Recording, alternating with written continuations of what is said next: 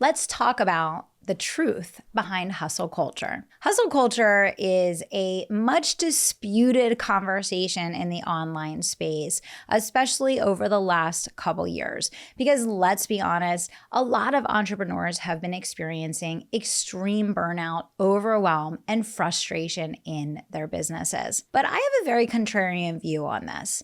The truth behind any and every successful person at my level and even above that run 8 and 9 figure businesses is that they had a season of hustle. They probably had a season of extreme hustle, and actually, in all honesty, many seasons of hustle. The truth is, the most successful people in the world work really hard.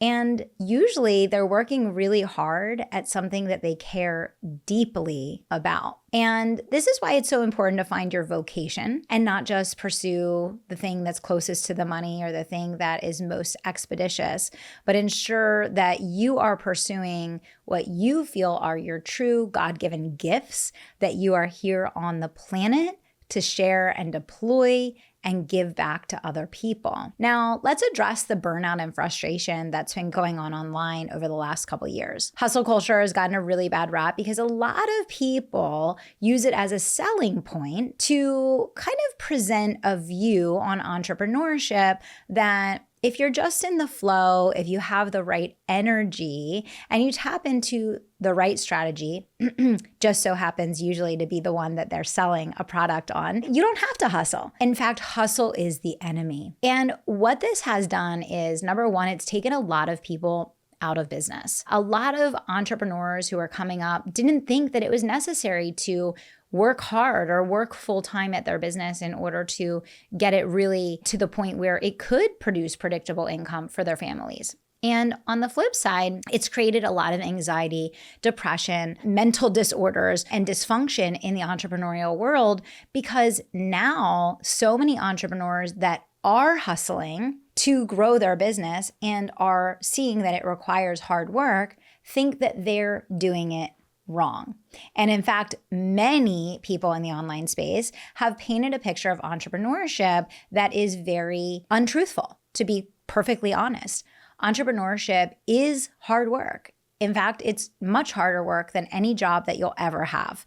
And I will say that coming from an employee, I loved my work.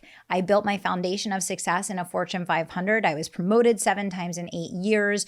I loved what I did. And in fact, it was because I loved that work so much that I ended up carrying over those same skill sets and competencies into the work that I do as a business strategist today. I worked very hard then as an employee, and I work very hard now as an entrepreneur. Now, what I will say as it relates to hustle culture is that a success at all costs mentality is very, very dangerous.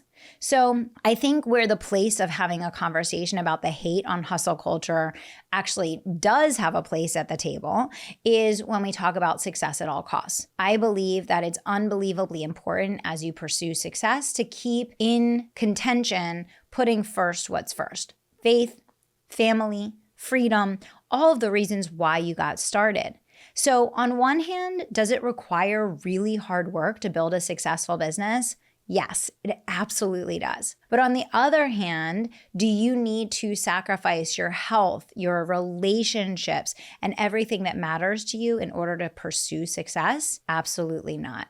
So find a way to create a work-life integration that is a match for you, your family, your business, and life goals. Know that you're going to have a season of hustle, but that doesn't mean that you have to let go of or give up on the other things in your life that are meaningful and matter so much to you. I hope this is helpful. Comment down below and let me know what you got out of this video. And I wouldn't leave you hanging. Here's the deal. I want to invite you to take action on the miracle hour. Now, when I was starting my business, I was still working as a full-time employee. So I had this little index card that I carried around with me, and it had tasks broken down into what I could do when I had a minute, 5 minutes, 10 minutes, 15 minutes, 30 minutes to grow my business because I didn't have much time. I was usually working on my lunch break or before or after work in the evening. And so this turned into this thing that we call the miracle hour.